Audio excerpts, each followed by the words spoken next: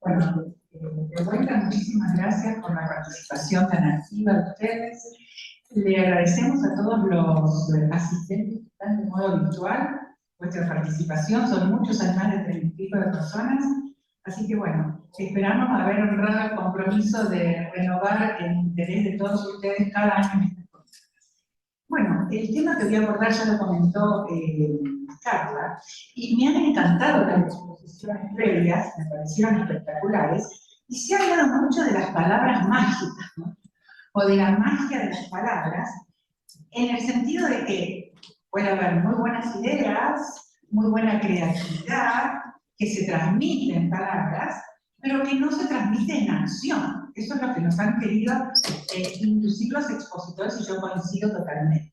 Bueno, yo voy a hablar de dos temas: participación pública y evaluación de impacto regulatorio dentro de lo que es la eficacia de la actividad regulatoria, pero pienso que lo voy a hacer y lo que yo siento es que eso se puede transmitir en acción.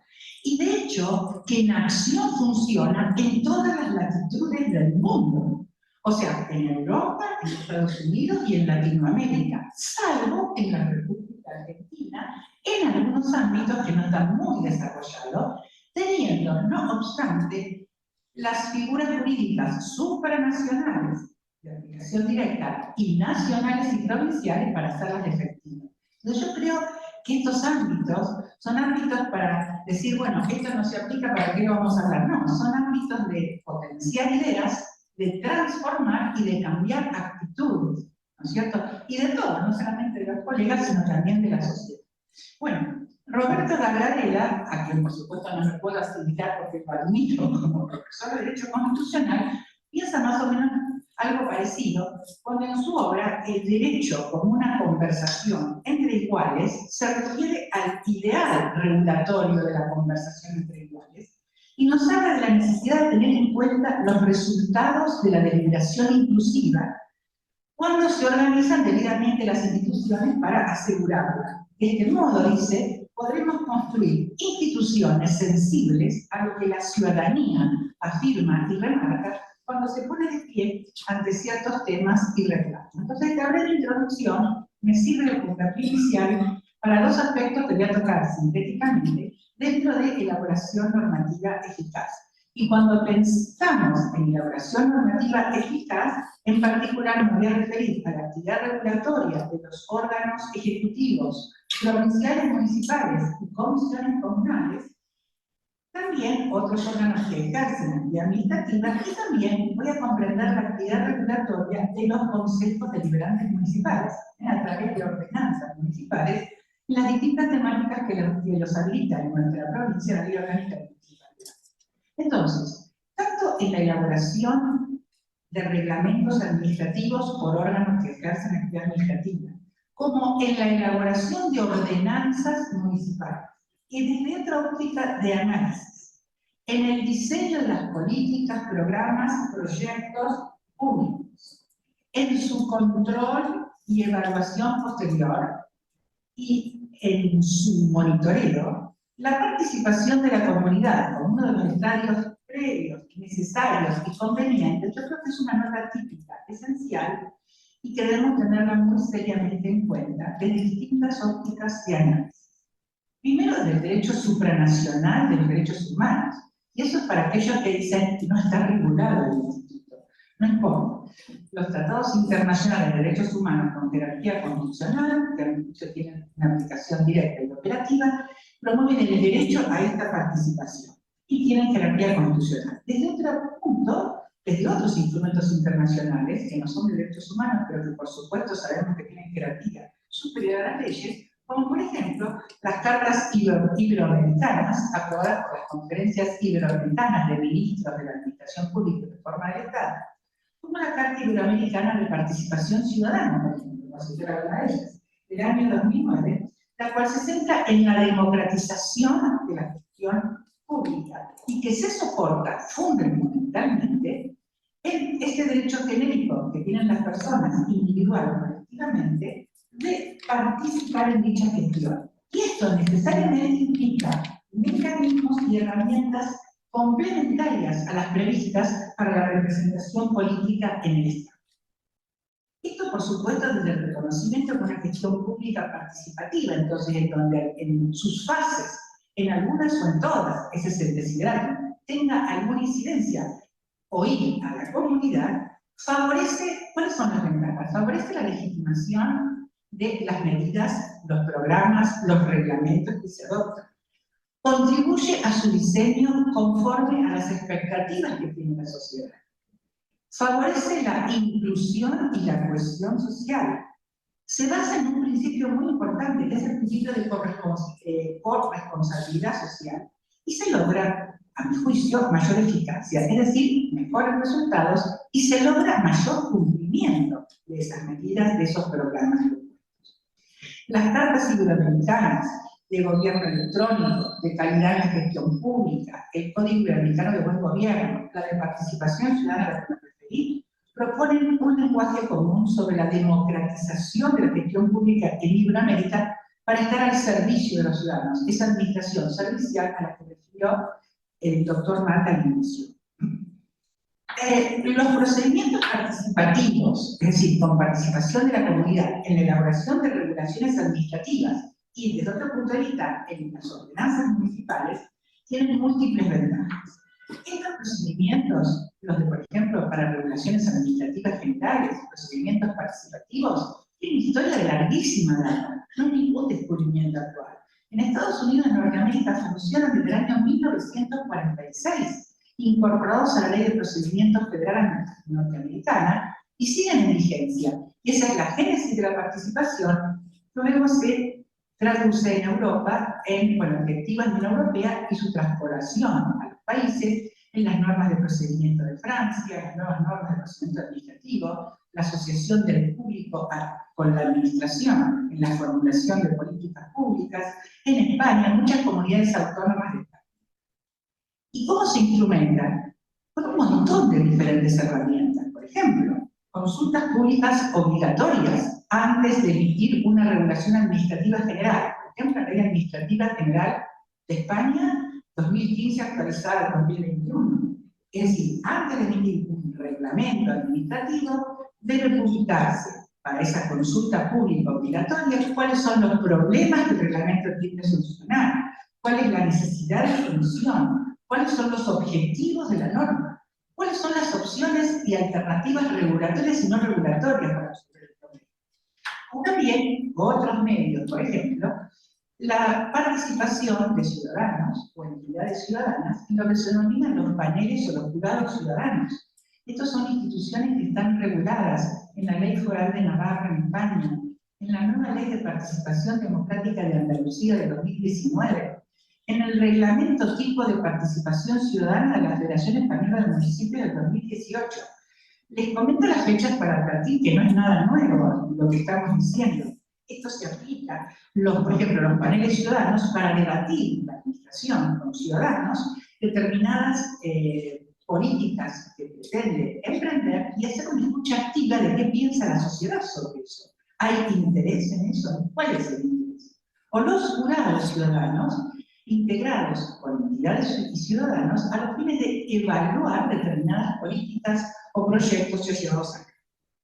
Otros medios de participación pueden ser los procesos deliberativos, como debates públicos, que se integran en un proceso de decisión general, y tantos otros espacios de participación que podemos idear como instancias previas para oír a quienes van a ser incididos por el reglamento, por la política, por el proyecto, como instancias de monitoreo y control para ver el efectivo desenvolvimiento e implementación de esos productos normativos, y como instancias de evaluación posterior, para determinar la eficacia, es decir, cumplieron o no cumplieron las leyes. En nuestros ámbitos nacionales, nacional y en la provincia de Santa Fe, tenemos regulada la participación elaborativa en la redacción de reglamentos administrativos. En la Nación, un decreto del año 2003, en la provincia, nuestro decreto de procedimiento administrativo del año 2015. Aunque su uso no es obligatorio por la administración, a diferencia de todas las regulaciones de la Unión y otras tantas que no comenté, en donde su uso es obligatorio, salvo excepciones concretas que están en las normas. Las ventajas han sido experimentadas y transmitidas por toda la doctrina comparada y también por la praxis de la realidad de los ordenamientos en los que se aplican. Entonces, a partir de estas premisas participativas, creo que este tema, participación pública, integra el temario de lo que se denomina la mejora regulatoria. Las nuevas normas de mejora regulatoria. Estoy tratando de apuntar a la eficacia de la regulación. En el mundo entero hay leyes de mejora regulatoria que persiguen perfeccionar la calidad de las regulaciones. Y esa calidad de las regulaciones no apunta únicamente a la simplificación administrativa, ¿no?, que es una gran parte de las leyes de mejora regulatoria, sino a estas herramientas de participación y de impacto regulatorio. La nueva ley de mejora regulatoria más nuevita que tenemos es la de Perú, que se aprobó en mayo de este año, 2023. Y también tenemos México y otras. Entonces, tenemos participación pública y evaluación de impacto regulatorio en instancias previas y en instancias posteriores. ¿Para qué? Para permitir analizar cuáles son las conveniencias y opciones regulatorias para solucionar determinados temas y para verificar después, posteriormente, los resultados. Es decir, si cumplieron o no determinadas políticas, los resultados progresivos. Estamos en materia de política para satisfacer, o programas para satisfacer derechos humanos. ¿Quién controla la progresividad? No se controla la progresividad. ¿Se logró o no se logró el avance progresivo? Bueno, las evaluaciones de impacto regulatorio, a mi juicio, debieran ser uno de los integrantes de las misiones que tiene, por ejemplo, en nuestro país, la Auditoría General de la Nación, en el control de la eficacia de determinadas políticas públicas, cuando, por ejemplo, tiene como objetivos verificar cómo se cumple la Agenda 2030 de Naciones Unidas. Bueno, tenemos evaluación de impacto regulatorio en Perú, por ejemplo, ex ante, o sea, para identificar y medir los probables resultados y beneficios de una determinada regulación, y ex post para medir si se cumplió o no se cumplió. ¿Y esto por qué nos parece interesante? Incluso la evaluación ex post, porque esto permite determinar el problema que se quería solucionar, ¿permanece o se arregló? ¿Se cumplieron o no se cumplieron los objetivos?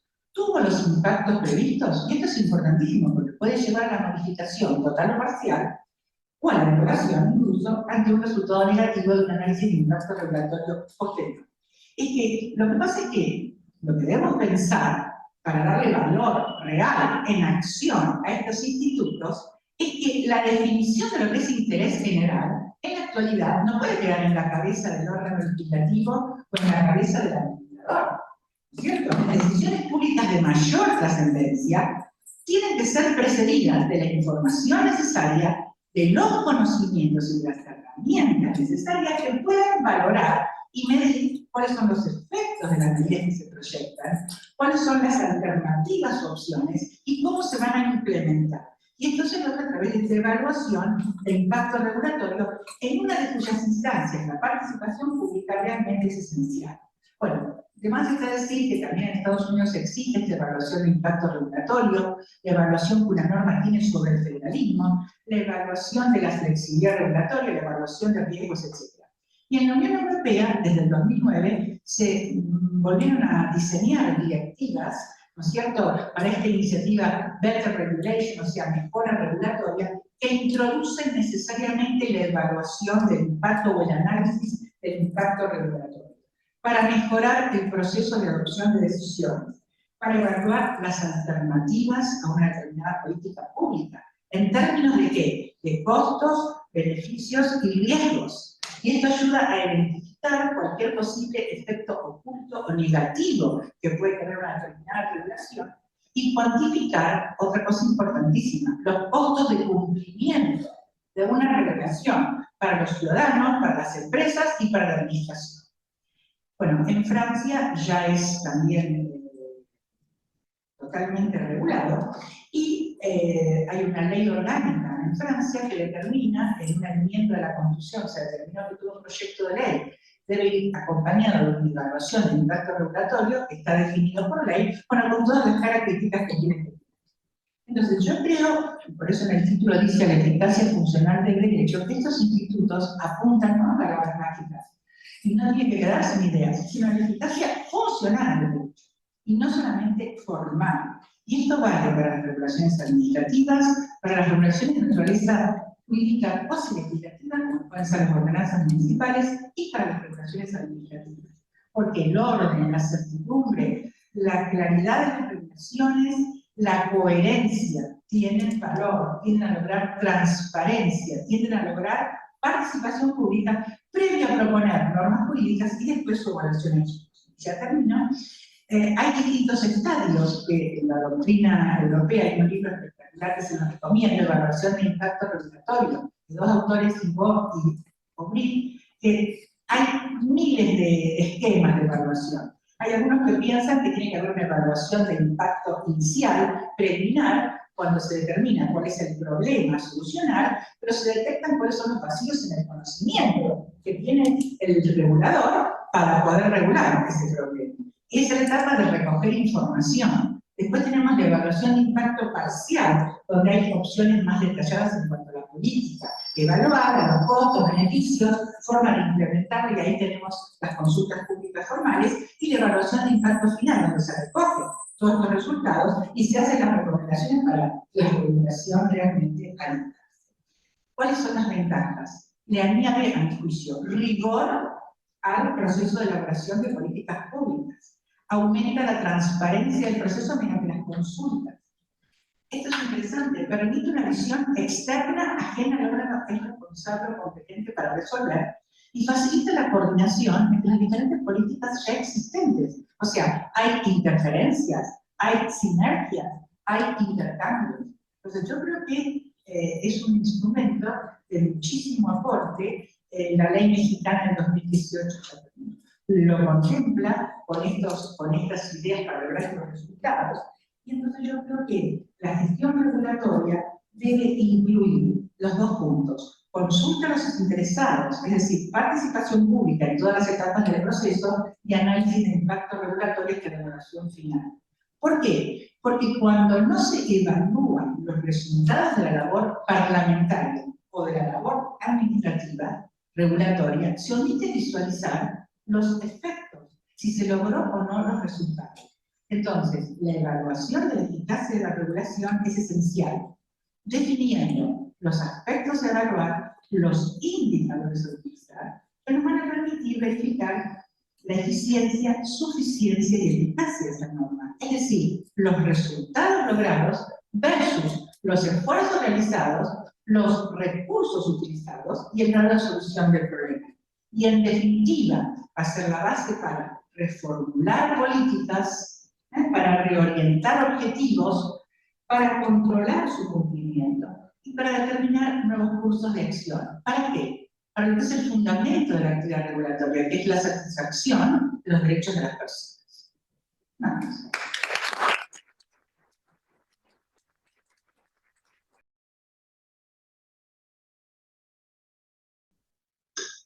Buenas tardes, ¿cómo les va? Un placer enorme estar aquí nuevamente para encontrarnos en las jornadas rosarinas de Derecho Administrativo.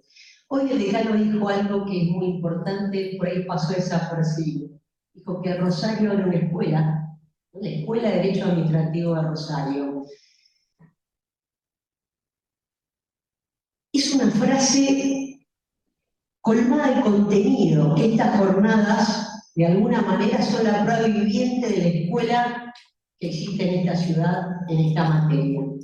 La carrera de especialización en Derecho Administrativo lo es también. Y aprovecho para pasarles un aviso parroquial. Después de 34 años se van a realizar en Rosario el hoy 10 de noviembre las jornadas nacionales de Derecho Administrativo y el Congreso Internacional, al que quedan obviamente todos invitados y que vamos a cruzarles el flyer correspondiente, pero eso implica que Rosario vuelve a ser un centro y sostiene en el tiempo estas ideas que venimos compartiendo desde la mañana y que tienen que ver con conversar sobre algunos temas para resolver problemas públicos, porque estamos para eso.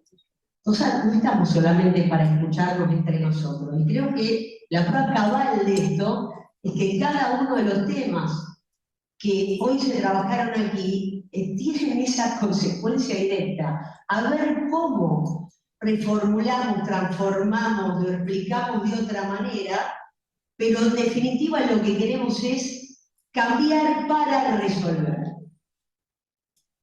Mejorar para resolver. Recién Raquel nos expuso un tema que es fundamental y un poco en el pensamiento de por qué acá no funciona lo que sí vemos que está funcionando en otros lugares.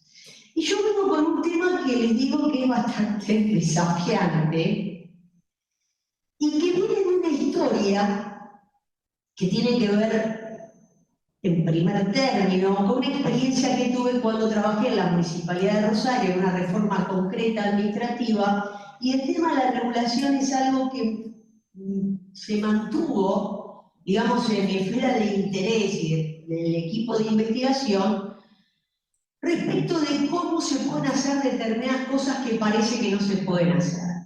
Concretamente estamos trabajando en una reforma en el Tribunal Municipal de Faltas con un viejo código de faltas que ya fue derogado, hoy está en vigencia el Código de Convivencia, pero en aquel momento el gran desafío, ¿cuál era?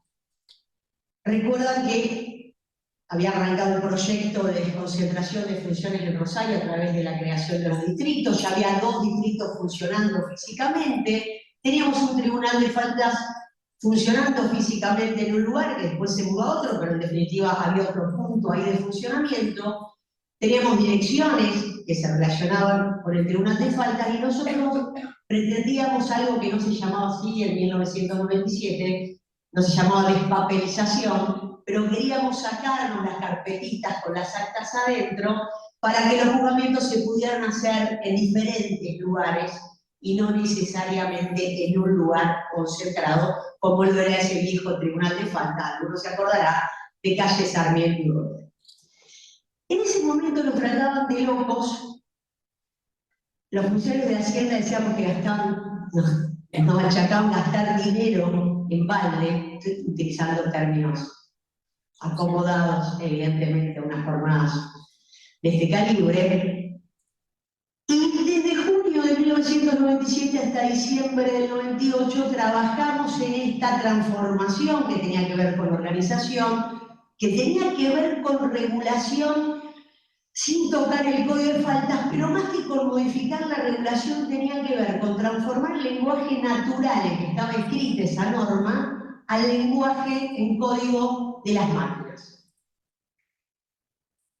Ni Adriana creía que esto iba a funcionar porque vino la inauguración del sistema en diciembre del 98, no sé si se acordará, vio la pantalla y dijo, como sorprendida. Bien, porque es cierto, para cualquiera, era 1997, no se sabía todavía muy bien qué eran los escáneres, cómo se podía hacer una interfaz entre una imagen y un sistema de datos. Trabajamos con la misma, el personal de informática excelente de la municipalidad, la Dirección General de Informática. Yo estuve 6 meses trabajando ahí con ellos para dialogar, para entendernos en nuestras disciplinas y empezar a transformar esto. Y esta experiencia de alguna manera quedó ahí. Nosotros presentamos un proyecto de investigación en aquel momento, porque queríamos de alguna manera traer un marco teórico de esa experiencia concreta. Y quedó el tema ahí como diciendo, y podemos hacer más, porque eso se pudo hacer en una época que parecía totalmente imposible. ¿Y en qué se fue transformando? Evidentemente la tecnología va avanzando y el derecho tiene que mirar no la tecnología que viene a romper determinadas cuestiones y a generar exclusiones o a generar brechas o sesgos, sino esa tecnología que nos ayuda a mejorar. Entonces tenemos que discernir esto. No es que la tecnología nos va a resolver la vida, evidentemente que es un instrumento que bien utilizado nos puede ayudar a resolver un montón de cosas que si seguimos haciendo las cosas como los hacemos, no nos va a resolver. Entonces después, un tiempo después, incluso más actualmente, y esto es lo que les quiero compartir, creamos en el marco de la maestría en Derecho Público un laboratorio de innovación sostenible, presentamos un proyecto que se llama así, Laboratorio de Innovación Sostenible, para que todos los que quieran y tengan ganas de redefinir, rediseñar, pensar conceptualmente, así sean locuras, nos pongamos a pensar cómo estas cosas pueden empezar a funcionar, porque es la preocupación un poco de todos los que nos encontramos habitualmente en este tipo de eventos. Y ahí empezó a aplicar esta idea de la regulación legible por máquinas, consumible por máquinas. ¿Qué es esto? Empezamos a ver algunos informes de la OCDE, de algunos especialistas que trabajaban interdisciplinados y algunos casos modelos. Fundamentalmente vamos a ver muy en píldora qué se está estudiando, qué se está haciendo en Nueva Zelanda a nivel gubernamental, en Francia y en Australia. Pero básicamente, ¿qué es esto de las leyes legibles por máquinas o consumibles por máquinas? Les adelanto que no hay un marco teórico que yo les pueda transmitir con una certeza, porque está todo en formación. Estamos como de alguna manera intercambiando, viendo los propios expertos que están trabajando en estos temas de diferentes países del mundo, dicen, bueno, esto es un tema desafiante y es un tema que de alguna manera vamos a tener. Está asustada Carla, pero yo casi no leo cuando hablo, tengo un montón de cosas que están pasando. Voy a llegar.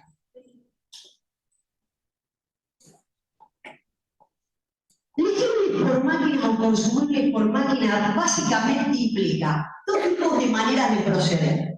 Las legibles por máquina es yo tengo normas, reglamentos, actos administrativos, leyes de lenguaje natural, me junto con unos expertos informáticos, las transformamos en un idioma de código, en un idioma informático.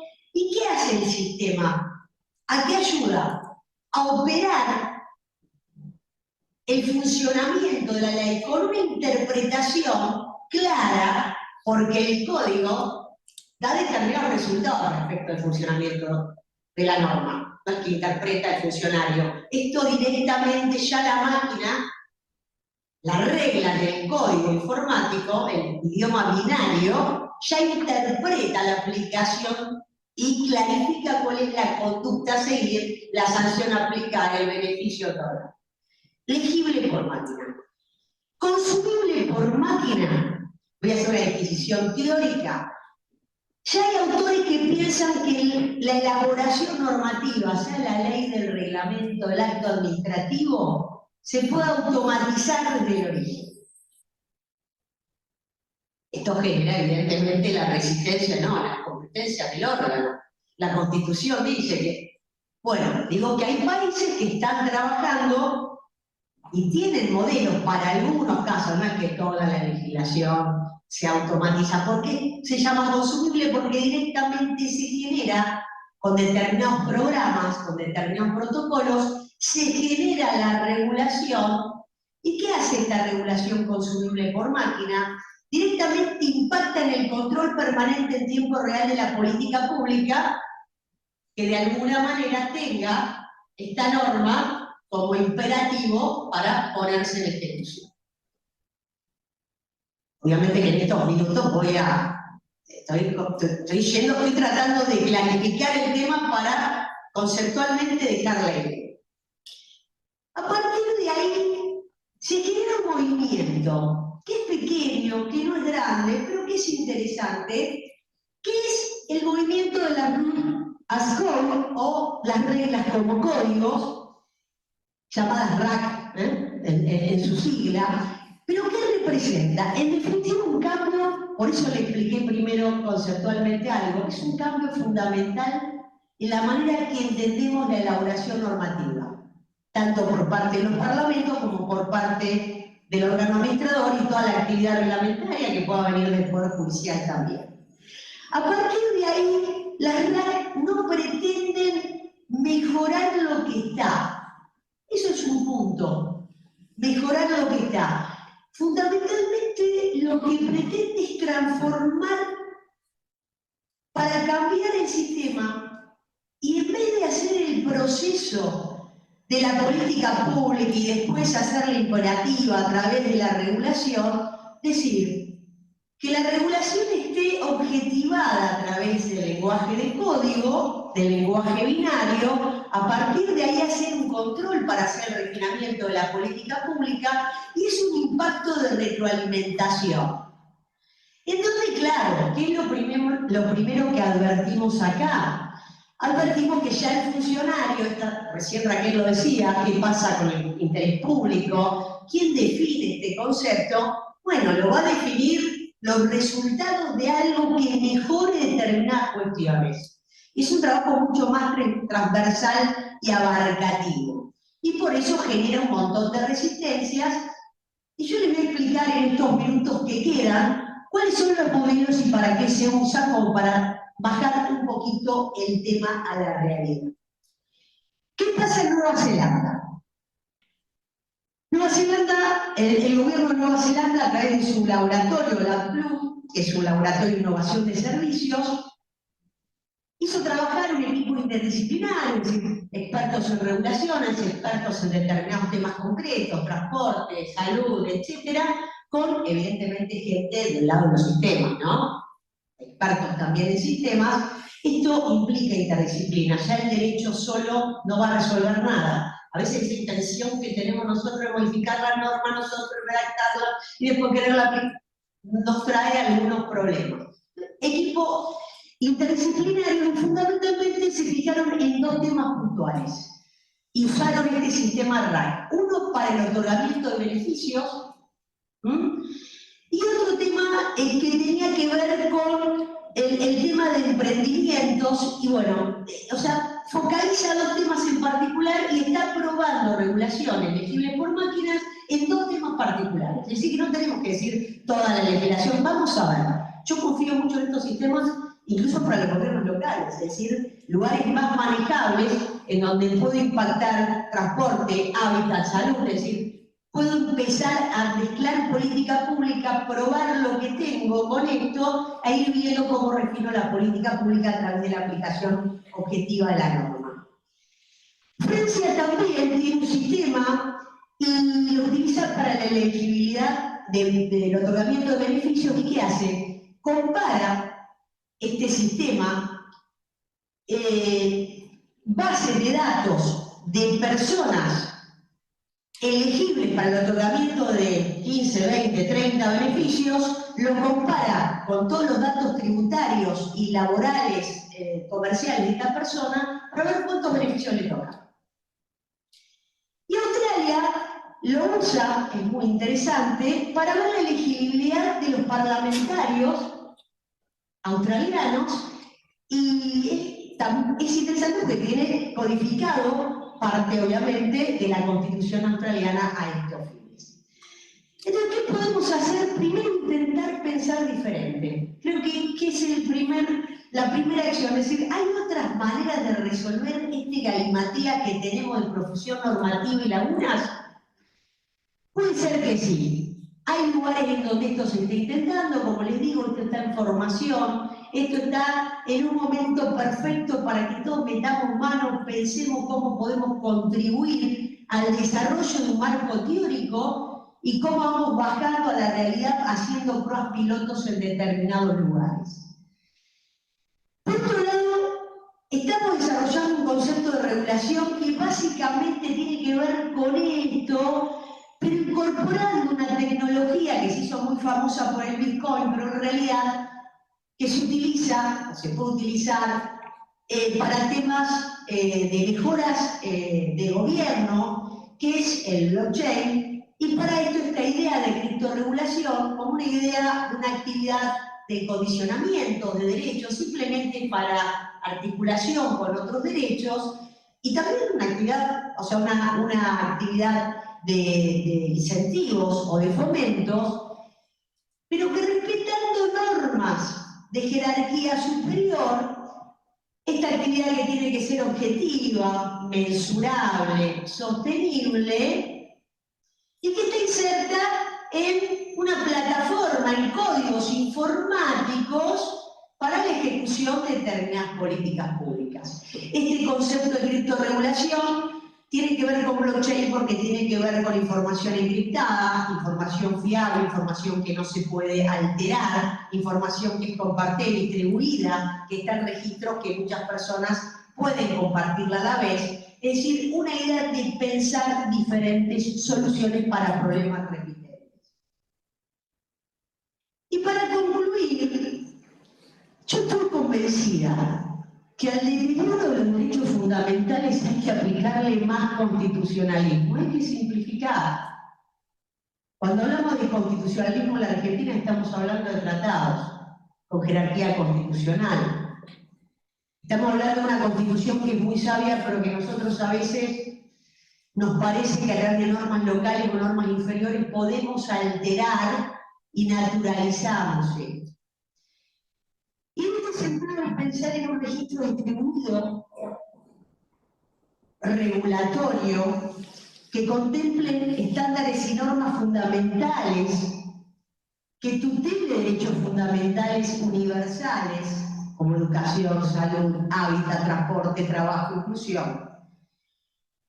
Si utilizamos blockchain para estas cosas, aprendiendo de qué trata el tema, porque nos quieren reducir a temas de moneda, algo que es un tema mucho más virtuoso, pensando esas ventajas tangibles, estudiándolas, profundizando, entendiendo la concreación de valor, la minimización del papeleo, la información verificable, frente a esta regulación tradicional, llena de excesos y llena de lagunas, creo que es un camino que al menos nos merecemos transitar.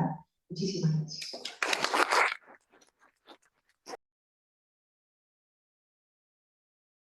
¿Qué tal? Buenas tardes.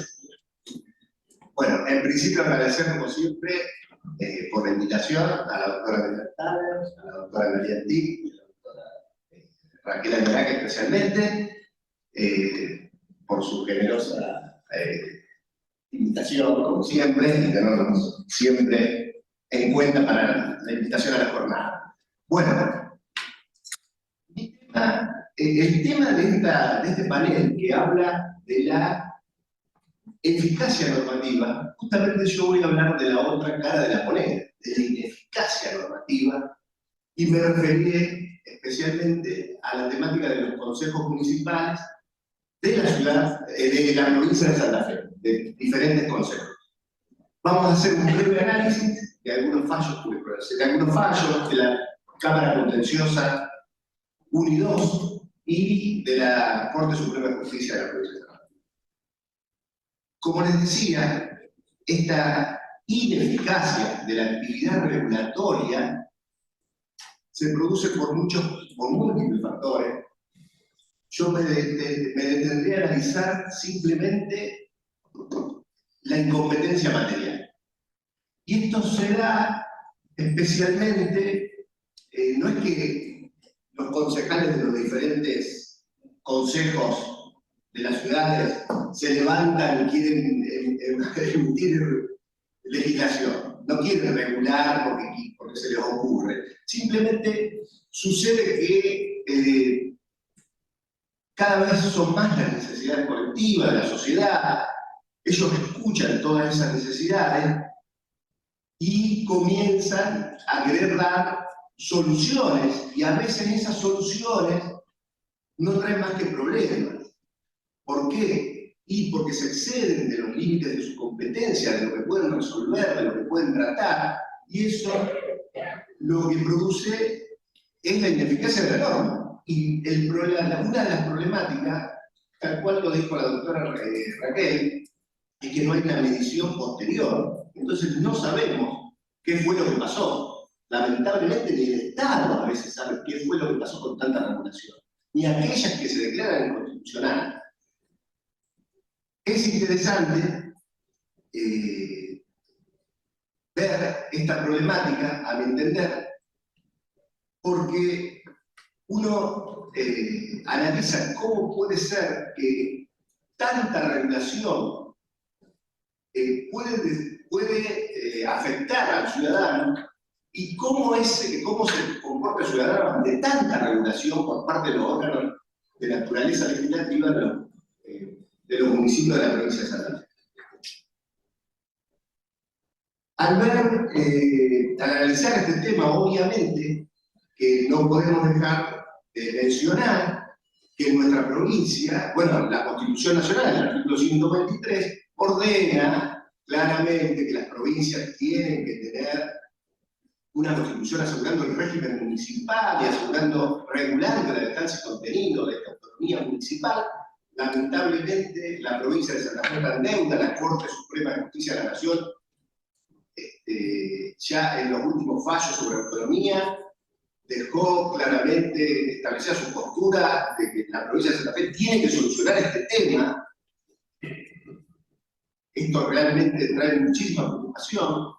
Creo que tenemos que dar comienzo a la ansiada reforma constitucional y asegurar la autonomía municipal.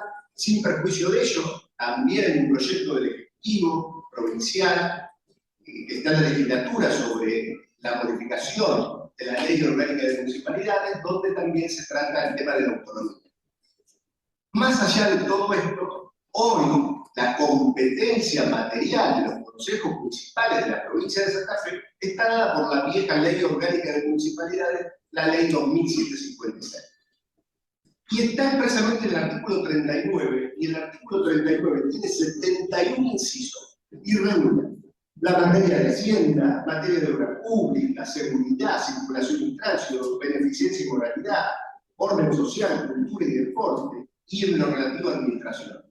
Toda la competencia material surge de la norma y está en el artículo 39 de la Ley Orgánica de Municipalidades. Lamentablemente, no hay, y esto es fundamental lo que decía la doctora Raquel, en cuanto a los controles posteriores y anteriores, de la emisión, ya sea de actos administrativos reglamentarios o estos actos de naturaleza legislativa, que son las ordenanzas, no hay un control previo, no hay ningún test de constitucionalidad ni de convencionalidad. Lamentablemente en ningún consejo de la provincia de Santa Fe nadie realiza un test. Y la Corte Interamericana ya lo dijo a partir de 2012, 13, 14, diferentes fallos, que todas las autoridades y órganos del Estado parte de la Convención tienen la obligación de ejercer un control de convencionalidad.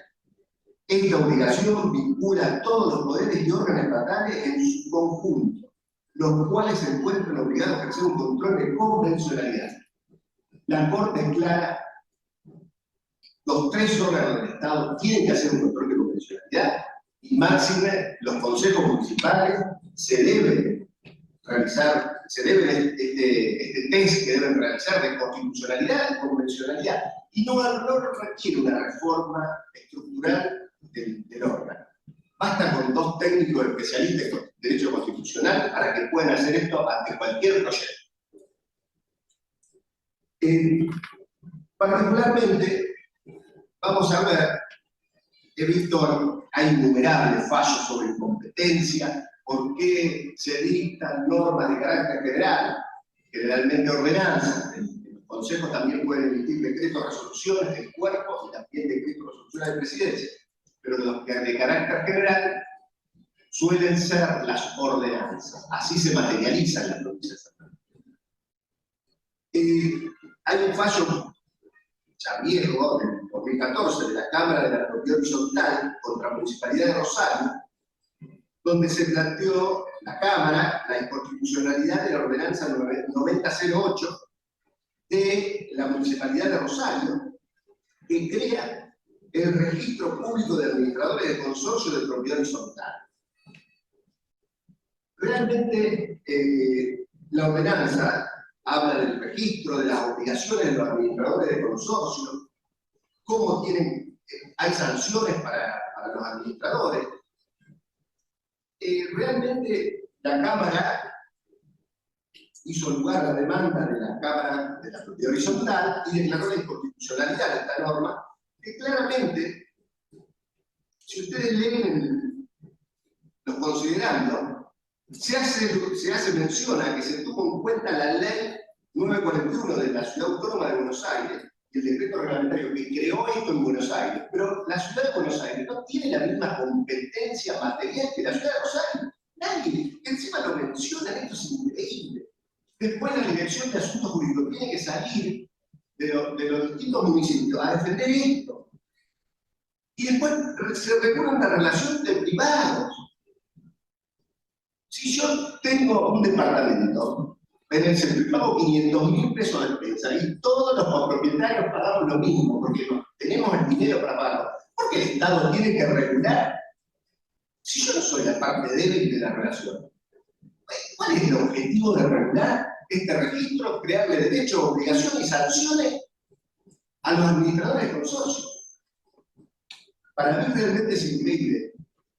Más allá de que después, a lo mejor, entiende el concejal que tiene muchas quejas por este tema de la ciudadanía en diferentes lugares, en la Oficina de Defensa del Consumidor provincial, municipal, reciben estas denuncias y quieren regular. Y lo que no hacen es ver quién tiene que regular. ¿Quién es el que tiene que regular? No regular por regular.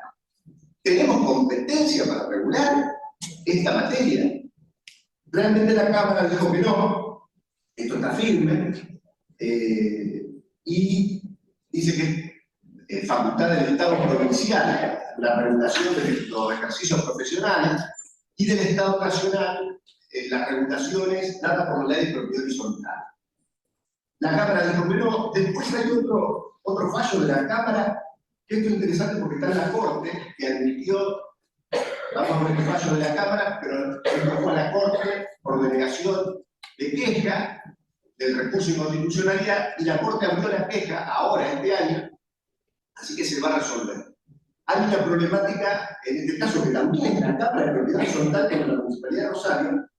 Hay una problemática de legitimación activa, es el procesal contencioso administrativo, y a lo mejor se puede resolver por ese tema. Pero es extraordinario porque hay 3 ordenanzas que se piden la Cámara cuando demanda, pide la inconstitucionalidad, de 3 ordenanzas, la 9.679, son de Rosario, 9.821 y 10.133, que refieren a lo que denominan expensas claras. Realmente, es verdad que las expensas a veces no son claras, pero es una relación privada. ¿Cómo le va a decir el Estado municipal a un privado cómo tiene que hacer la liquidación de las expensas? Pero eso no es todo.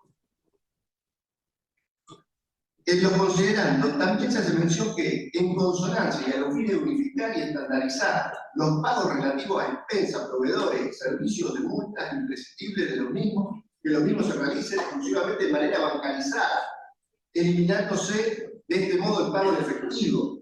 Es decir, no solo que da el modelo de cómo se tienen que hacer las expensas, sino que le dice cómo tienen que pagar. O sea, cómo el administrador de un consorcio tiene que pagar. El pago está regulado en el Código Civil. Es el Estado Nacional la competencia de la regulación del pago. Aparte, obviamente que diferente sería que el Estado Nacional, que la FIP, hagan mención a esto, de la forma de pago, pero decir que cómo se tiene que pagar, regular que se tiene que pagar mediante transferencia, que, ojo, yo soy partidario de que se paguen por transferencia bancaria, pero que lo resuelva el Estado Nacional, no el municipio de Rosario, porque un día saben lo que nos va a pasar, nos vamos a levantar y vamos a ver que se reguló por ordenanza que los abogados tenemos que pagar, cobrar en 12 cuotas, con tarjeta de crédito. Y el artículo de que regula una relación. Esto, lo más lindo que yo hace poco leí de una de las impulsoras del proyecto, se quejaba porque quería volver a modificar esto y que el intendente no le había avisado que se había perdido la Cámara. En realidad el intendente le debería haber dado una constitución, pero bueno, porque también son colegas, eso es lo más lindo. No, pero es realmente asombroso ver lo que pasa. Otro fallo también importantísimo que es el acuerdo contra la Municipalidad de Venado Tuerto. Esta es una ordenanza también del año 2011 de la ciudad de Venado Tuerto, que se copió, el acuerdo es las heladerías Grillo, que se copió de la ordenanza municipal de Rosario del 2000, 10 que limitaban el número de heladerías en razón de la cantidad de heladerías habilitadas. Este fallo de la Cámara quedó firme en la Cámara. En los de Rosario pasó lo mismo, Contento, Esmar y Marzano, y llegaron a la Corte. El año pasado la Corte se expidió sobre el tema. Lo importante, una de las cuestiones más importantes de la Cámara, del fallo de Cámara contenciosa local de Rosario, en el caso de la Corte, es que analizó el expediente administrativo, que es el expediente parlamentario que pidió al Consejo, lo analizó y claramente dice, acá, de los antecedentes parlamentarios, nunca se hizo un estudio pormenorizado, científico, técnico, de por qué se tomó esta decisión. El análisis de razonabilidad de la norma. ¿Cuál es el fin querido? ¿Cuáles son los medios que se tienen que utilizar? Nadie hizo nada. Tenían 3 fojas. Vieron a la Rosario, la copiaron, le cambiaron algunas cositas, le agregaron 2 o 3 papelitos más. Esto no puede suceder. Y lo peor, lo que yo decía, ahora lo recuerdo, lo traigo a colación con lo que dijo la doctora Raquel, el examen posterior del impacto regulatorio sería fundamental, porque veríamos la cantidad de ordenanzas, el desgaste jurisdiccional, obviamente la responsabilidad del Estado por emitir estas normas. Como no hay un análisis, sería extraordinario que haya un análisis posterior. Yo me conformo con un test de constitucionalidad y convencional previo, para evitar, o no para evitar, pues, que no sea obligatorio, sino previo para poner en conocimiento a todos los miembros del órgano deliberativo que van a votar por un proyecto, que tengan conocimiento de algún grado de, bueno, acá está afectado la constitucionalidad o la convencionalidad. En tanto en el acuerdo como el Tento, Marzano y Esmar, esos son de la Corte, en todos, la Corte dice que esto es competencia del Estado Nacional, por la Ley de Defensa de la Competencia, no se puede limitar el número de heladerías, no se puede limitar el número de heladerías, el comercio, cita un fallo viejo de la Corte, Areni contra la provincia de Santa Cruz, es materia del Estado Nacional, y también se cita el fallo de Cámara Argentina de Servicios Jurídicos Prepago con denuncia, sobre denuncia del Colegio de Abogados de San Nicolás, de la Ley de Defensa de Competencia que ya la Corte Suprema de Justicia de la Nación dijo que era competencia federal. Bueno, para ir cerrando, como propuesta en esta jornada, creo que sería conveniente que se analice en los órganos legislativos la posibilidad de incorporar a algún especialista técnico que haga un control previo de los proyectos, que haga un informe detallado, que para la emisión de cada ordenanza se busque el informe técnico, que a veces se hace, ojo, que no es que se hace un montón de veces, pero para todos los proyectos, que haya un informe pormenorizado, un informe técnico, un informe científico de qué es lo que se pretende con la norma. Bueno, no, eso no cuesta mucho presupuestariamente, porque no se necesitan muchas personas para que hagan esto, y creo que sería una mejora fundamental para la calidad normativa. Muchísimas gracias.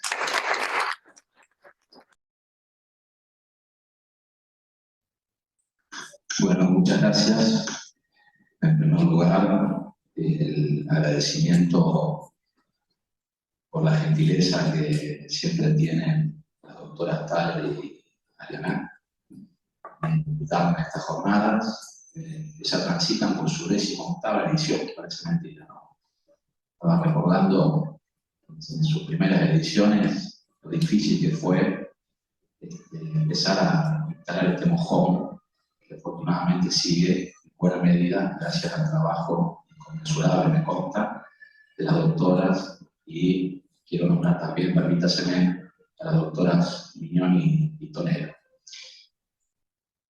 La verdad, les tengo que hacer una confesión.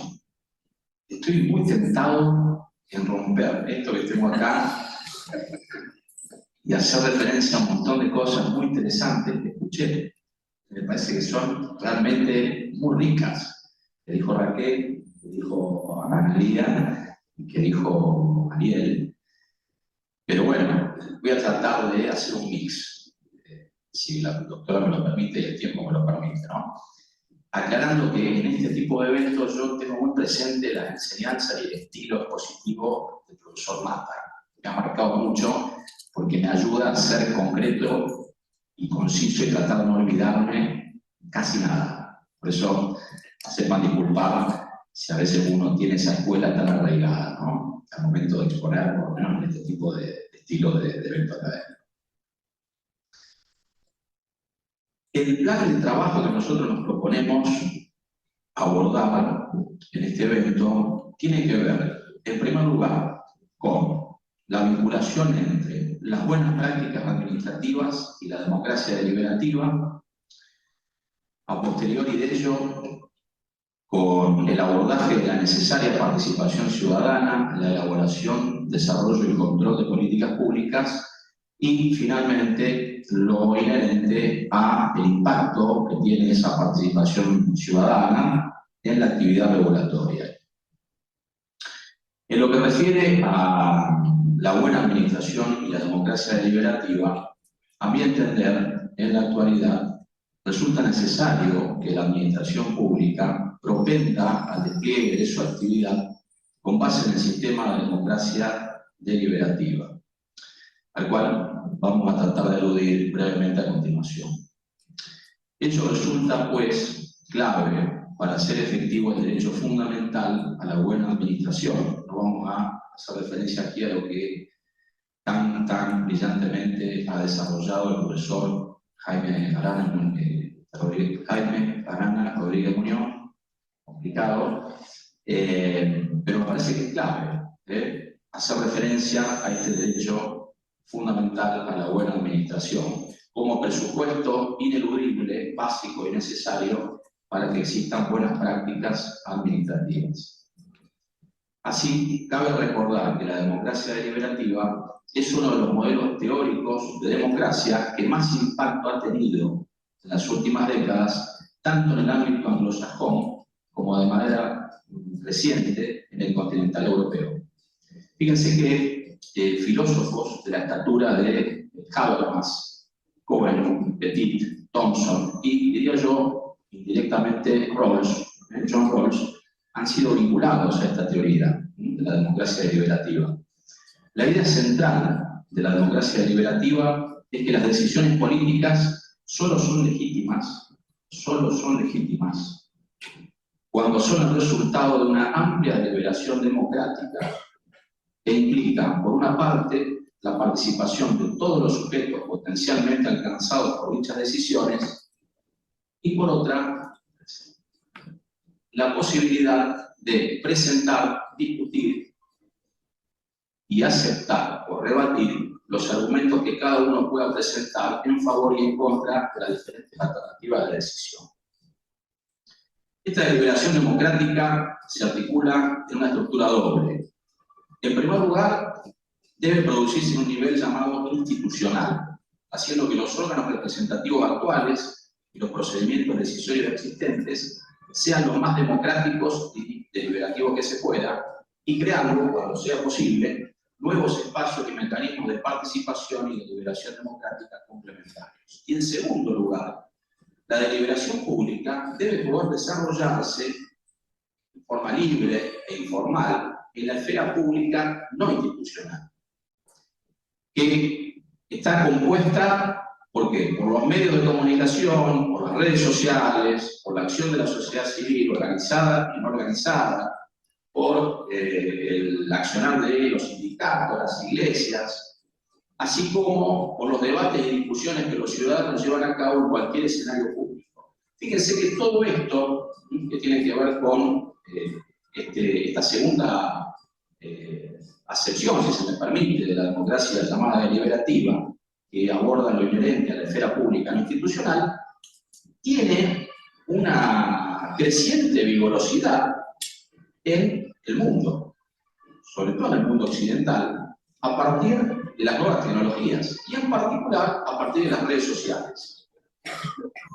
Es evidente que si adoptamos un modelo como este, la democracia deliberativa, abonando lo que acabo de decir, las TIC, las tecnologías de la información y la comunicación, pueden ser muy útiles para fomentar la liberación democrática, tanto en el ámbito institucional como en la esfera pública no institucional, como de hecho, decíamos, está sucediendo. La sociedad actual necesita la democracia deliberativa, toda vez que es una apuesta por lo normativo, por lo menos en algunos de sus planos, en la que se reivindica la participación ciudadana orientada por reglas y procedimientos comunes.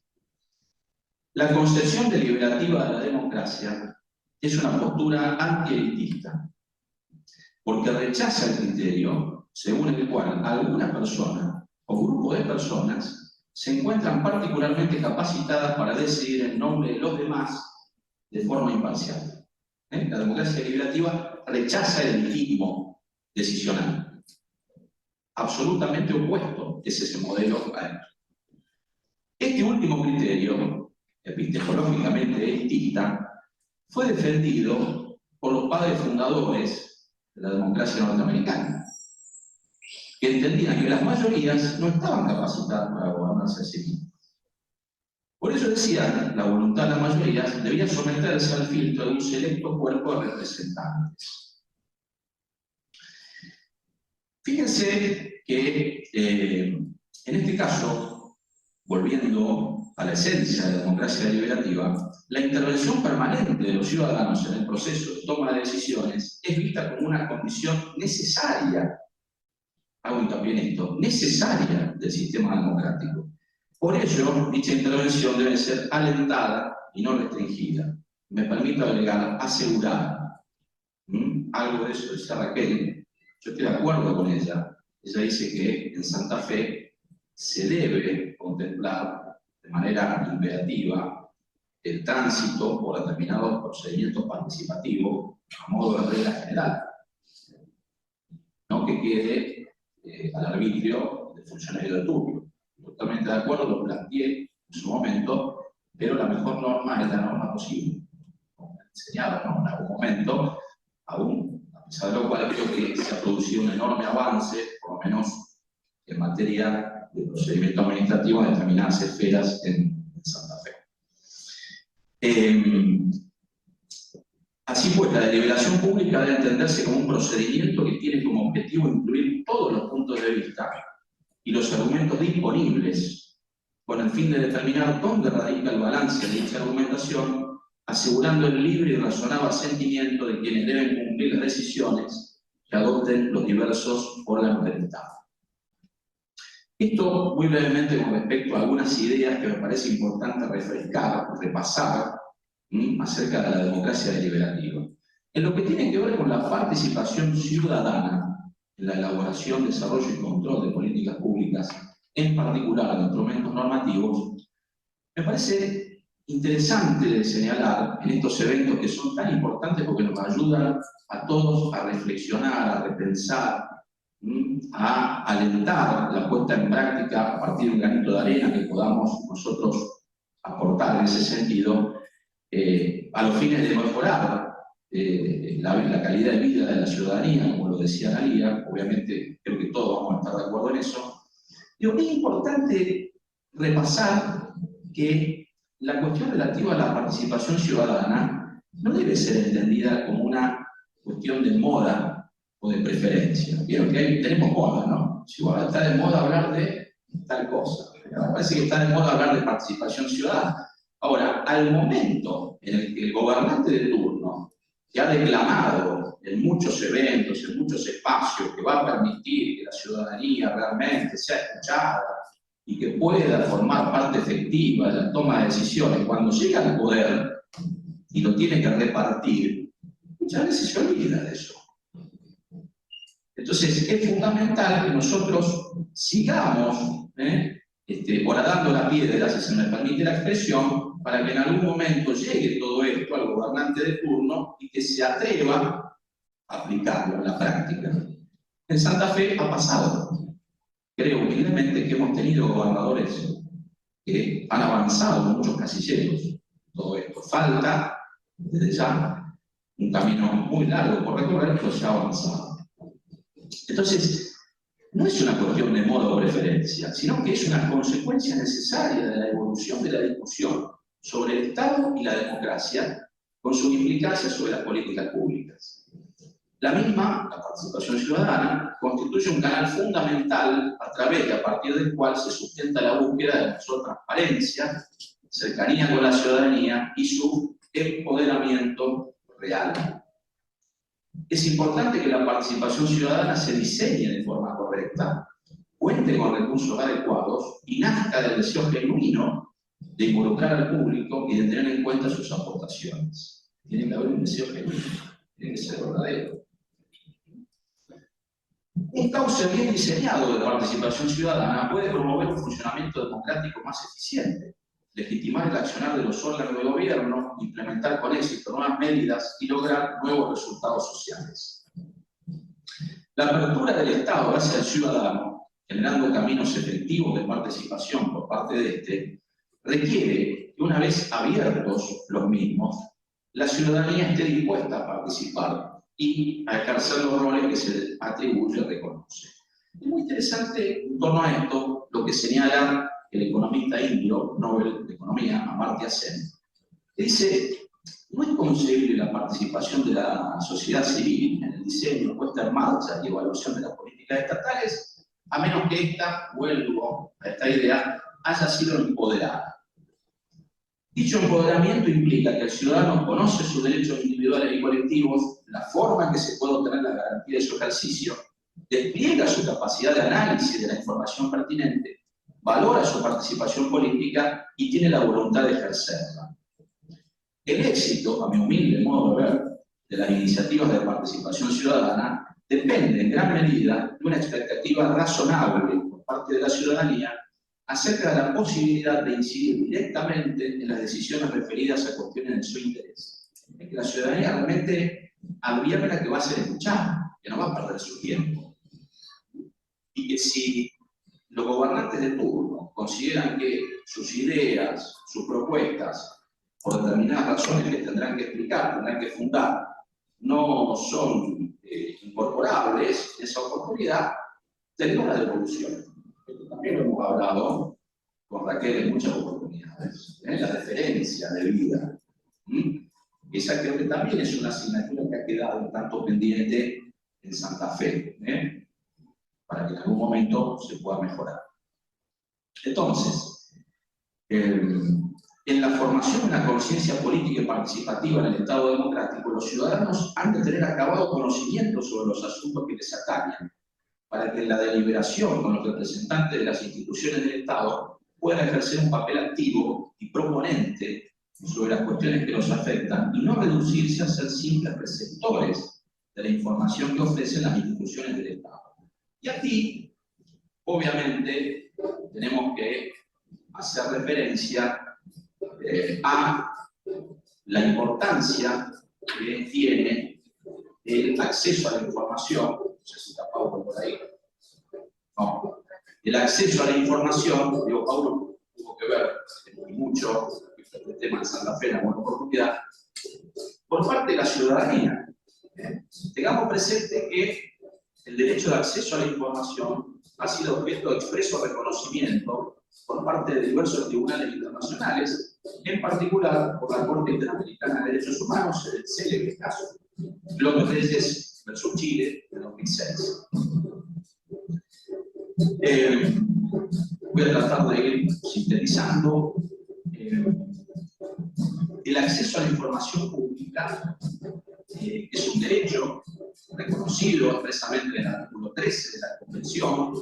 En tanto derecho genera en cabeza de la ciudadanía la posibilidad de acudir a sede administrativa y eventualmente a sede judicial en aras de la tutela, la efectiva vigencia de dicho derecho, y además es la columna vertebral de la transparencia, la cual es entendida la transparencia como la promoción del acceso a la información al poder del gobierno y el fomento de las prácticas que reduzcan las oportunidades de corrupción a través del diálogo y la comunicación con la ciudadanía.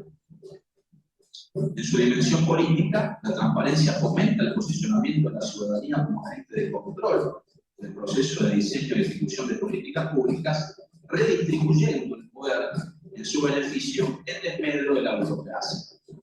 Seguramente el doctor Mata, el querido profesor y maestro Mata, por la mañana hizo referencia a los distintos modelos de administración, en particular al que se denomina servicial, que él tanto propugna en sus distintas obras jurídicas. Por lo tanto, me voy a remitir por razones de brevedad a lo que ella señalará en oportunidad de su exposición. Lo que tiene que ver con la participación de la ciudadanía no es algo ni de moda ni facultativo en cabeza del gobernante de turno. Lo decía Raquel también. Argentina ha suscrito instrumentos internacionales que o bien tienen rango constitucional, o en su caso, al menos, tienen jerarquía superior a las leyes. Yo no voy a volver a mencionar todos los instrumentos que ella ya mencionó. En particular, me voy a permitir mencionar uno solo, con uno solo basta, que es la Carta Iberoamericana de Participación Ciudadana en la Gestión Pública de 2009. Entonces, no es que si yo quiero, permito la participación, y si no quiero, no. Porque la gente votó. No, usted tiene el imperativo constitucional de asegurar la efectiva existencia de espacios de participación. Así lo dijo la Corte también, en la célebre causa Cetis, 18 de agosto de 2016. Voy a omitir, hacer referencia a algunos párrafos que había apuntado de la causa Cetis, porque seguramente ya es conocida por todos. Para ir finalizando, en lo que refiere al impacto de dicha participación en la actividad regulatoria, parece interesante decir que, a la luz de todo lo que hemos ido exponiendo, resulta indudable que la participación ciudadana en la gestión pública debe tener un lugar central en la elaboración y evaluación de normas jurídicas que, va de suyo, impactarán de lleno en su esfera de derecho de interés. Sobre todo se trata de derecho duro, hard law. Si es soft law, derecho blando, bueno, también puede llegar a tener alguna incidencia, pero no, obviamente, el impacto que tiene el derecho duro. Yo me he permitido hacer referencia a algunas normas jurídicas para que veamos que en el plano reglamentario, incluso los distintos niveles del Estado y órganos de gobierno han contemplado este mecanismo, aunque muchas veces no lo apliquen. Por ejemplo, el Decreto Nacional 891 del 17, Raquel mencionaba el de 2003. El 891 del 17, artículo 6º, me permito leer rápidamente el artículo, dice: los organismos del sector público nacional incrementarán los mecanismos de participación, intercambio de ideas, consulta, colaboración y cultura democrática, incorporando las nuevas tecnologías necesarias para facilitar la comprensión y medir el impacto que traerán aparejado las nuevas regulaciones. 891 del 17, Decreto Nacional. En Santa Fe, el Decreto Acuerdo 4174/15 ha receptado en forma expresa el principio de participación ciudadana, tanto en los considerandos como en el articulado del mismo, al incorporar la facultad de la administración pública de convocar audiencias públicas a un procedimiento participativo de elaboración y revisión de un acto administrativo de alcance general con contenido normativo, como así también para la formulación de proyectos de ley para su eventual remisión a la legislatura, o bien a asambleas ciudadanas como espacio de expresión de la sociedad civil que coadyuve a la generación, ejecución y control de las distintas políticas públicas que lleve adelante la administración. Dicho esto, debe indicarse que una de las tantas formas de canalizar la referida participación, a nuestro entender, sería a través de la herramienta denominada, Raquel también se hizo una clarísima referencia a esto, evaluación de impacto regulatorio. La evaluación de impacto regulatorio, como señala la OCDE, es un proceso de identificación y evaluación sistemática de los efectos esperados por una propuesta regulatoria, usando un método analítico consistente y con base en la relación costo-beneficio. El proceso de evaluación de impacto regulatorio típico incluye, Raquel ya lo adelantó, voy a complementar simplemente lo que ella dijo, un diagnóstico de la situación que requiere ser regulada, como así también la determinación de los objetivos regulatorios, el diseño de las diversas alternativas regulatorias, la estimación de los costos y beneficios que las diferentes alternativas regulatorias tendrían, la ejecución de una alternativa y su posterior evaluación. Yo creo que en Santa Fe, estaba pensando mientras estaba elaborando este material, creo que en Santa Fe hemos cumplido con casi todas estas etapas. Hablo de lo que me tocó más de cerca, que fue lo relativo al decreto acuerdo 4174/15, pero me parece que está faltando la posterior evaluación. Me parece que eso es clave, ¿no? Y para ir terminando, lo que quiero decir es que la participación ciudadana mejora los estándares de eficiencia y eficacia de la actividad regulatoria, no ya de una mirada tecnocrática, la cual también puede tener una cooperación positiva a la luz de los aportes de profesionales y científicos de las áreas directamente vinculadas a la materia objeto de regulación, sino a partir de la fuerte presencia del valor justicia en dicha actividad, el cual seguramente se pondrá de manifiesto a través de la incorporación al plano normativo de mecanismos e institutos que reduzcan sensiblemente los tiempos de ejecución de las gestiones públicas y simplifiquen los trámites e instancias necesarias para la toma de decisiones por parte de la administración pública, simplemente a título meramente enunciativo. Para concluir, quiero hacer mías las palabras que pronunciara el filósofo John Rawls, que al hacer referencia a la importancia de la participación ciudadana en la gestión del interés público, sostuviera que el debate público mejora la legitimidad de las decisiones al requerir criterios comprensivos de las distintas posiciones para arribar a un consenso entrecruzado, que si bien no conducirá a lo que cada uno desea individualmente, permitirá en cambio lo que todos deseamos, es decir, vivir en una sociedad ordenada sobre la base de un criterio más realista de justicia. Muchas gracias.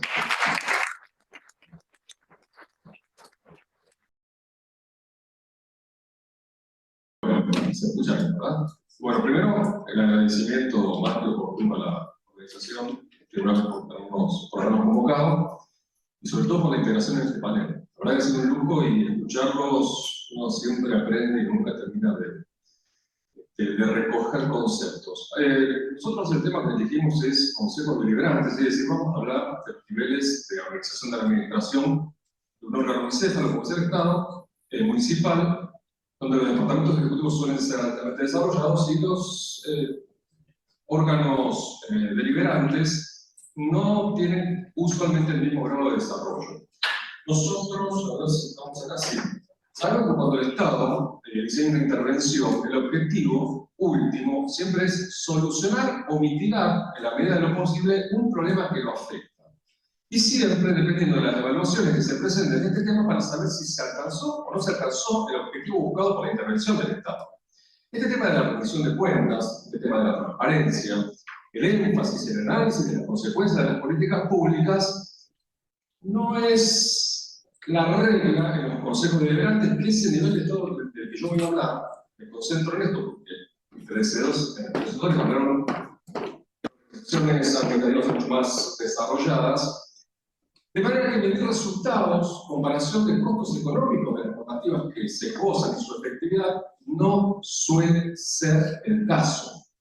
Las evaluaciones ex post, para el caso de las ordenanzas, no existen en la medida de los que uno ha conocido, y solamente se dan luego de que la justicia las alcanza, porque ahí se la lleva el conocimiento, y ahí, una vez que el daño ya está efectuado, se ha concretado, dirá la justicia si son normas que se apegan a derecho, si son ilegítimas, si son nulas, o directamente inconstitucionales, pero ya ahí la norma está. Ahora, aunque se exprese la justicia, son normas de alcance general, que se van a impactar en el caso particular y normalmente siguen subsistiendo.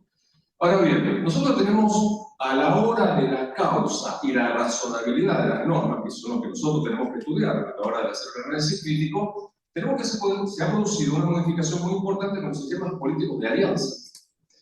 Hoy en Santa Fe, las alianzas que componen los partidos políticos que ingresan a los consejos deliberantes ya no se vienen a suplir la característica composición de 2 o 3 partidos gobernantes. Entonces ahora lo que hay es, se ganan las elecciones con un 35, 40, 45% normalmente, y dentro de ese grupo tenés 3 o 4 tendencias, 3 o 4 partidos, de los cuales suelen formar alianzas a través de pactos. Entonces, normalmente, dentro de esos pactos están respetadas determinadas políticas que se plasman en normas, en ordenanzas. Ahora bien, nosotros entonces vamos entendiendo que ¿qué cosa? Se ha modificado el elemento sociológico que compone la norma, y lo que se vuelve al elemento normológico no siempre es aceptado o satisface el valor justicia de nosotros. ¿Y de quién más? Y de los operadores. Muchas veces los ejecutivos no aplican las normas. ¿Por qué? Porque a su vez los ejecutivos necesitan esta correlación y esta correspondencia con los consejos deliberantes. Pero ¿qué pasa en definitiva? En definitiva, no es satisfecho y que lógicamente el valor justicia los ciudadanos no estamos compelidos a cumplirlo, pero tampoco los ejecutivos. Entonces, nosotros vemos que la tradicional situación de cómo emerge una norma, cómo ve la luz, cuál es la causa, la razón, el elemento causa, los antecedentes de hecho y derecho, que además van a ser examinados por la justicia para determinar qué cosa diría él, la razonabilidad de la norma.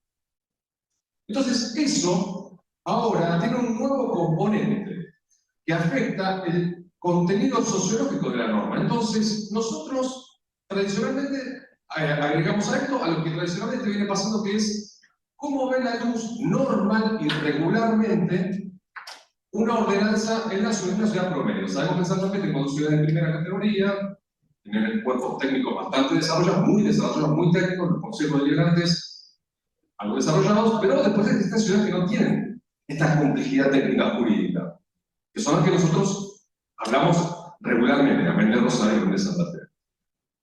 ¿Qué veníamos diciendo hasta esto que yo venía desarrollando ahora? ¿Cómo era antes la toma de decisión de muchas ordenanzas? Y acá viene un poco ponerme temporada, ¿no? Primera forma de toma de decisión. Viajar tanto no siempre es bueno. Digo, molinos de viento en la ciudad de Rosario. ¿Por qué? Porque muchas veces van a Europa, en Toledo, ven a Barcelona, los enamoran. No sé qué tiene ahora, los enamoran. Madrid, en una técnica que yo llamo ignorancia idiomática como ideológica, entonces vienen y dicen, qué lindo lo que es, y traspasan determinadas costumbres originadas en un comportamiento social, en una característica de ciudad, en una historia diferente, casi en un copia-pega a ciudades como las nuestras. En segundo lugar, robo de experiencia o flojera investigativa, es un término mío también, a propósito del elemento causa, no el copia-pega. Muchas ciudades, como Rosario, tiene cuerpos súper desarrollados técnicos que tienen normalmente buena regulación, y que hablar de la provincia de Santa Fe, pero yo me quedo a nivel municipal. Las ciudades satélites de otras ciudades no tan importantes, a la hora de tratar un tema, en lugar de desarrollar la propia investigación para conformar el elemento causa, ver cuál es la realidad puntual de su ciudad, copian y pegan la experiencia de Rosario, pero de nuevo. Rosario tiene otro elemento sociológico, tiene sus características, su impronta, sus recursos y sus consecuencias. El último punto, delirio in extremis. Este tema de que la nueva forma de entendimiento del sistema federal a través de la reforma ya vieja, del año 94, donde los municipios tienen una autonomía, pero Santa Fe no la ha tratado, entonces los municipios y los consejos deliberantes en particular no tienen un dique de contención de qué es lo que pueden o no pueden, como decía el doctor Sacco. Y terminan tratando cosas que uno realmente se pregunta qué es lo que están haciendo. Si el molino de viento, porque si van a Holanda, decía yo, van a buscar los molinos y van a traer molinos, van a un molino al lado del momento, eso no me extrañaría. Pero, de ahí en las trenes, una ciudad de la provincia de Santa Fe reguló el consumo, no que reguló, sino que propuso tratar el consumo de drogas de manera de testear la droga antes de que sea consumida, para que los ciudadanos que vayan a consumir la droga, que si la droga es un problema de salud pública y no hay forma de que sea algo sano, pero fíjense ustedes, ¿qué implica esto de decir vamos a regular para que consuman droga? Bueno, nada. Si Pablo Escobar, si mandara 1 kilo de la que vayas a distribuir, es tráfico. Entonces, ¿qué quiere decir? Que yo conozco un narcotraficante, lo contacto para que me mande, yo la apruebo, complicidad de que lo pide, de los elementos bromatológicos de la ciudad. Resulta de que digan que está bien, para que no sé, y yo lo vuelvo a llamar, de nuevo mirando a la ley, diciendo, bueno, listo, consumir, le doy un sello, un autógono, por no sé, por ponerlo municipal, una cosa así. Esto no es un chiste, pero pasó en serio. Entonces, nosotros lo que tenemos es que ante la ausencia total de la evaluación post y las malos antecedentes a la hora de la decisión, porque los antecedentes de los consejos deliberantes suelen pasar por el debate parlamentario, y no más. Como decía el doctor Sacco, ¿qué hace la justicia? Mira, toma para sí los debates, y ve que no hay nada del debate. No se da el elemento causa, ni las intervenciones. Como decía, las únicas revisiones ex post que se dan son las judiciales. Yo tomé el tema de intentar ver qué es lo que pasa en los lugares de buena legislación, y tomé el caso del Reino Unido porque es uno de los líderes mundiales en la producción de buenas prácticas regulatorias. Entonces, ellos parten de la formulación de análisis permanente, de retroalimentación en base a los resultados de lo que vienen desarrollando. La transparencia del compromiso es una formulación de mejores políticas, donde el papel de revisión ex post es fundamental para la elaboración. Ellos funcionan bajo el ciclo de justificación, objetivo, validación, evaluación y retroalimentación. Entonces, las pautas de regulación, uso de regulación, perdón la diferencia, deberíamos decir reglamentación, uso el término regulación en términos genéricos, se garantiza mediante el marco de evidencia que le da alta calidad a la norma posterior. Los principios que no vamos a desarrollar que usan ellos son que la regulación debe ser proporcionada, específica, coherente, transparente y responsables. Con el impacto en la creación de comités técnicos de revisión que sean independientes de que, en este caso sería del Consejo Deliberante, porque si no, no solucionase el tema. Si el que dicta una norma que no está apegada a derecho o que no fue estudiada en su origen válidamente, va a tener poca inclinación a modificar, más bien va a sentir la misma inclinación que sintió a la hora de dictar la norma para mantenerla. Entonces ellos, lo decía el doctor Antti, ya hace bastante vienen desarrollando en el año 97, aunque con sucesivos ajustes de tuerca, se perfecciona en el año 2009 con la creación de los comités de políticas regulatorias que tratan de identificar si ha cumplido el objetivo o si no ha cumplido el objetivo de la norma, es decir, la funcionalidad de la norma. ¿Por qué? Porque nosotros podemos forzar, nosotros no, los consejos deliberantes pueden seguir forzando el dictado de normas que no se apeguen y que lógicamente a la expectativa de la justicia de la sociedad, pero como consecuencia lo que va a tener va a ser probablemente una no aceptación de la norma. La norma normalmente, si viene verificada a través del organismo de verificación independiente, nos va a decir si el resultado fue alcanzado o no fue alcanzado. Las ordenanzas en el siglo XXI parten de esta modificación y esta falta de límites constitucionales que remarca nuestra Corte. Nuestra Corte, ante las... Ariel se lo termina de explicar, pero ¿por qué la Corte dice o reacciona como reacciona? Porque la ordenanza es demasiado mala y le terminan haciendo decir a la Corte que la función de la autonomía municipal es la salubridad, la moralidad y la seguridad pública, y es una barbaridad, pero no lo quiere decir por eso, lo quiere decir en virtud de donde viene, de la norma que viene analizando. El postulado de la comunidad funcional de la sociedad consiste en afirmar que las actividades sociales y las partidas culturales estandarizadas son funcionales para todo el sistema social o cultural. ¿Esto qué quiere decir? Que hay costumbres, usanzas, normas que todos aceptamos como válidas que nos sirven a nosotros para funcionar.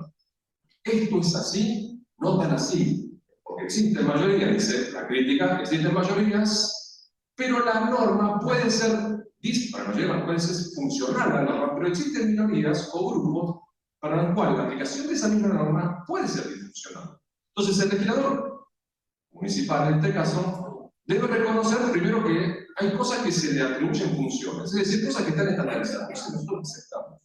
¿Quién? Todo el grupo, el grueso de nosotros. Pero a su vez hay disposiciones subjetivas, ¿no? Normalmente, el que quiere la modificación o la creación de la norma, que a veces difiere del resultado objetivo, pero lo tiene que tener en cuenta. La única forma de tener en cuenta es si formula una evaluación previa o se da la posibilidad de darse una evaluación posterior. Morton es el que elabora el concepto de funciones.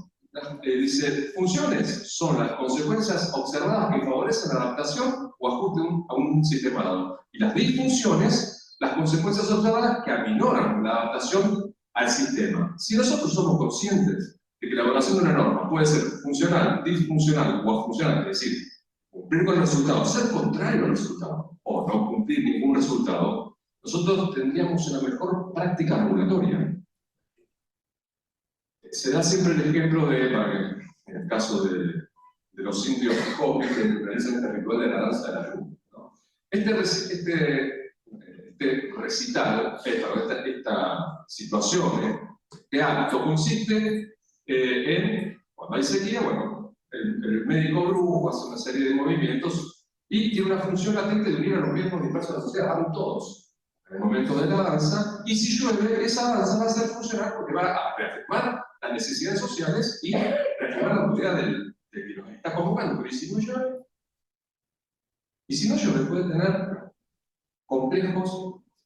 puede tener consecuencias disfuncionales, porque hace perder la fe en el grupo y produce la digresión social. No es un chiste. Si perdemos la fe en lo que nosotros estamos haciendo, nosotros empezamos con no cumplir la norma y una digresión. Puede ser en Estados Unidos, que no participan de esa tribu, se produzca o no se produzca el baile, su apoyo no le modifica nada. Entonces, para eso el resto de la sociedad será a funcionar. Entonces, el riesgo es que sin elementos de control anterior y posterior, nosotros estemos ignorando el elemento sociológico, diría el doctor Echen, de la valoración que hacemos de una situación que luego se plasma en una norma. Ahora bien, que nosotros hagamos esto puede tener consecuencias severas, porque si nosotros no estamos de acuerdo con la norma que se dicta, nosotros no vamos a estar compelidos a cumplirla. El no cumplimiento de la norma es el primer problema, y un poco lo que nosotros sentimos ahora, no sé si es una experiencia propia, esto de que no nos identificamos con muchas normas que son dictadas y decir, ¿y esto? Si la costumbre lo hago en un lugar, decían el tema de la cuestión del alquiler, ¿no? El alquiler es una norma que se dicta y ¿qué consecuencias tuvo? ¿Qué consecuencias tuvo? Fue tomada desde un lugar puntual a una norma general, y las consecuencias, ¿cuáles fueron? Por lo menos las midieron. Están en el Congreso con 3 reformas intentando ver si se va o si no se va. Y esto no es un problema de que los consejos deliberantes no tengan personas idóneas o le falte personal técnico. Por favor, hay gente súper capaz, hay colegas, hay contadores, hay un montón de gente capacitada, pero el tema es que altos ideales de minorías técnicas legales también pueden ser disfuncionales. Porque lo que necesitamos es el consenso para la elaboración de la norma. Porque fíjense el ejemplo que yo les doy, la cuestión de la norma penal. Permanentemente el divorcio entre la sociedad y el delito, el grotesco y el de guante blanco. Pero permanentemente la sociedad está cansada del tratamiento del delito y la consecuencia penal, que tiene un deber ser muy importante, pero que sin embargo no responde al ideal sociológico de cada uno de nosotros. Entonces, ¿qué pasa? Pasa a la justicia privada, pasa a la seguridad privada, pasa a la gente que ya no denuncia o que microexplosiones o que toma la justicia como consecuencia propia. Hace ya 30 años que uno está cursando las aulas, los estrados, y uno quiere, respecto del tema penal, para tomar un ejemplo y sacarlo de los consejos.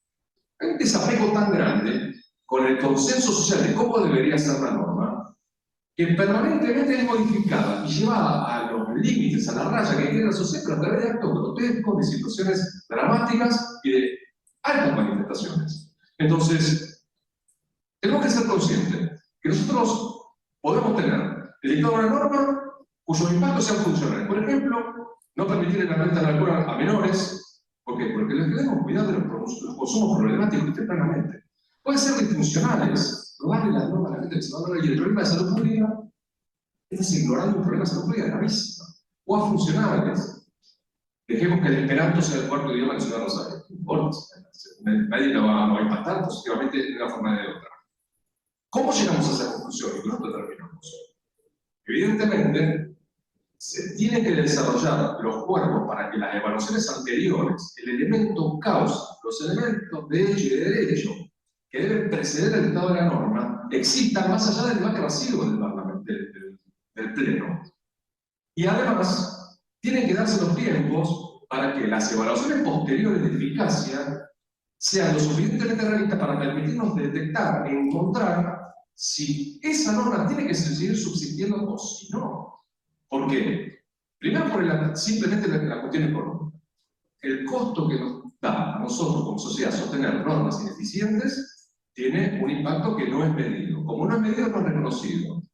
No existe el impacto, pero claro que existe el impacto. Y por el otro lado, el peligro de la digresión si no creemos en lo que nuestros cuerpos deliberativos emanan. Entonces, vean, hago bien las palabras de mis predecesores. Yo creo que a nivel consejos deliberantes se necesitan evaluaciones de impacto anterior y posterior. Gracias.